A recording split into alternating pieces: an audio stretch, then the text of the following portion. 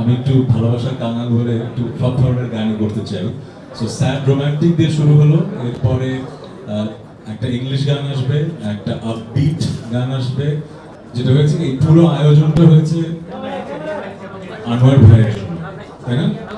এখন ওনার গানটা আমরা প্রচার করতে চাই। এই সময় যদি আমি অন্য গানের প্রচার করি সেটা ওনার প্রতি অন্যায় হবে, এই কারণে ওনার পারমিশন নিব। আমি কি উত্তরটা দেবো নাকি? আপনি না ভালো বলছেন, আপনি যেটা ভালো মনে করেন সেটা করুন। আমি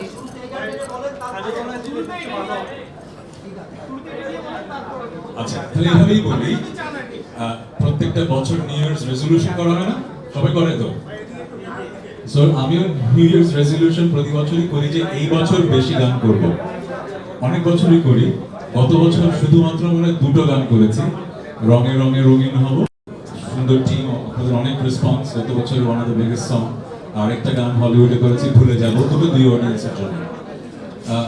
সংখ্যাটা কম ছিল, তাই না? সো এই বছর রেজলিউশন করেছি অনেক বেশি গান করব, বাট এই রেজলিউশনটা এইবার পূরণ হবে, কারণ অলরেডি 4টা গান হয়ে গেছে, এই 1-2 মাসের মধ্যে আসবে। এই গান দিয়ে শুরু হলো, একা ঘর আমার। আমি যেহেতু সবসময় বলি যে 18 কোটি মানুষের দেশে এক ধরনের গান করলে কিন্তু আপনি সবার ভালোবাসা পাচ্ছেন না। আমি একটু ভালোবাসার কাঙাল বলে একটু সব ধরনের গানই করতে চাই।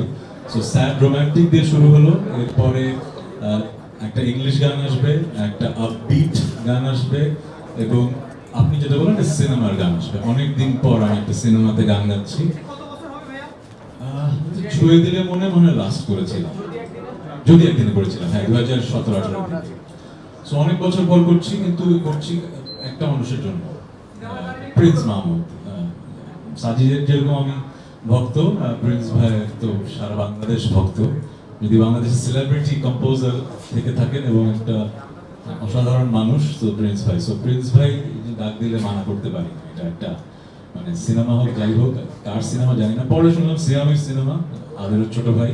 আই এম ভেরি হ্যাপি যে একটা ভালো সিনেমা হয়েছে, গানটা অসাধারণ হয়েছে। কিছু গান আছে না, শুনেই গেয়েই মনে হয় যে এই বছরের বিগেস্ট গান। যেরকম রঙে রঙে রঙিন হবো গাওয়ার সময় জানতাম যে এটা বাংলাদেশের আপনাদের খুব ভালো লাগবে। সো এই জঙ্গলি গানটাও একটা ব্যাপার হবে। সো কিছু কিছু গান আছে যে বেঁচে থাকে, এই গানটা বেঁচে থাকবে। একা ঘর আমার হয়তো সারা বাংলাদেশ ব্যাপী তোলপাড় করবে না, কিন্তু এই গানটা বেঁচে থাকবে। সো আমি এই গানটা নিয়েও খুবই হ্যাপি।